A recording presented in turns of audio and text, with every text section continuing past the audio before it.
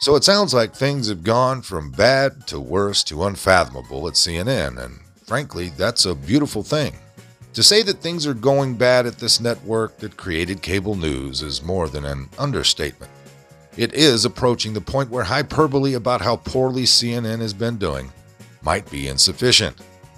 Even despite the new ownership after the Warner Brothers Discover merger, things have become dire. Many personnel have been, well, shit-canned, I feel fits.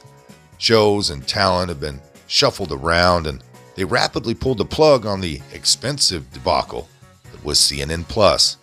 And as a result of the months of idiotic confusion, it was announced last week that the network staff remaining in the CNN Center located in downtown Atlanta would be completely moved to the network's original campus. Let's go ahead and take a look at some of these numbers. Things appear dismal inside CNN offices and morale is plummeting, but it's not falling as drastically as their ratings.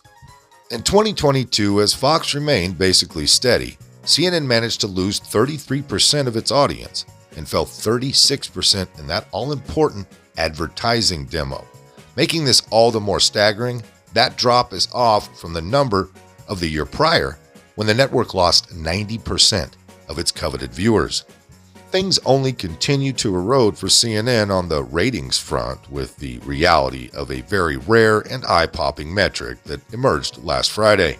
When that day's numbers came in, there was some surprise, but nothing too glaring at first. First, Fox News held more than just the top 10 positions in the cable news ratings. Chris Hayes was the first non-Fox program to break the logjam at the top, coming in at number 18 for MSNBC. CNN's programs didn't appear until Jake Tapper showed up with the ironically and inaccurately named show The Lead, not appearing until number 28 on the list. Just to clarify, this is not the rankings in all of cable television. This is only among the cable news programs. Now let's take a look at the very top of this list. And here is where things become especially embarrassing. The top-rated program was 2022's overall leader in cable news, The Five. That panel show logged 3,469,000 viewers, in line with its average figures. What is the standout statistic here is that audience figure for that 1-hour broadcast surpassed all of CNN's primetime lineup. Let me try to rephrase that. Beginning at 5 p.m. with CNN's The Lead, all the way through to the 11 p.m. hour with CNN Tonight, the combined audience of those shows did not total as much as Fox drew from just the 5 p.m. hour. Folks, that is the viewership of 7 CNN programs combined, failing to draw as much as the one lonely one show from Fox. It's rather tough to even process that disparity between what is supposed to be a broadcast rival. So none of CNN's shows managed to draw over 700,000 sets of eyes, from Wolf Blitzer at 6 p.m. through the 11 p.m. hour. The network drew fewer than 3 million. One-time supposed superstar Anderson Cooper's show had been expanded to 8 p.m. to 10 p.m., covering the absence of Old Meathead or Chris Cuomo. Jake Tapper was given the extra hour ahead of the midterms with a chance of being the permanent replacement, but he was quickly moved back to afternoons before the election even took place. In his 2-hour stint, Cooper barely draws 1 million viewers. The problems, the challenges, the repair, and the changes taking place at CNN are well known. The prognosis, however, is far tougher to get a grasp on. While most know the conditions of things are poor, the remedy is far less clear.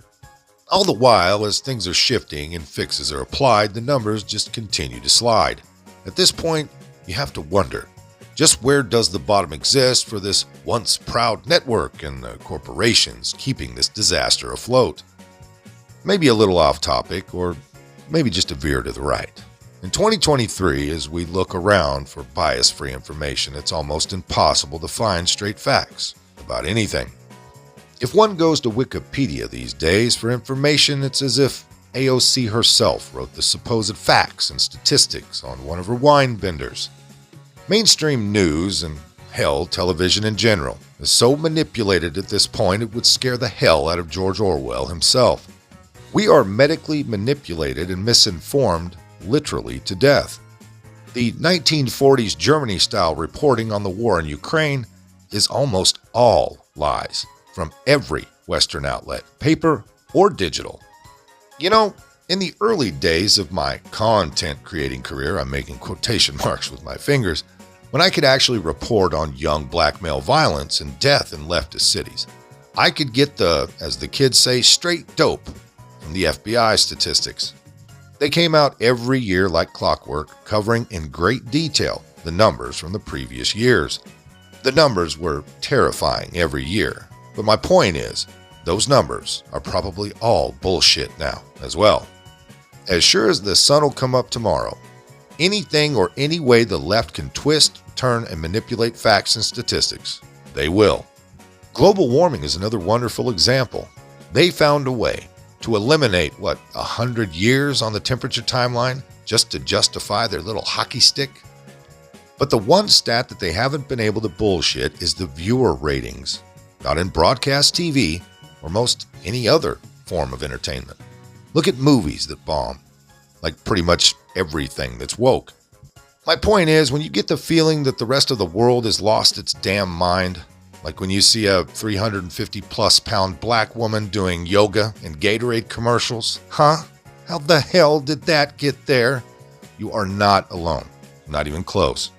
Or when you're just trying to buy a coffee at the local Starbucks from the way too flamboyant gay guy with the colorful hair and the face piercings.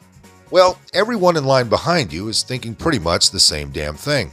Usually goes something like this: geez, this poor kid is in dire need of some quality attention.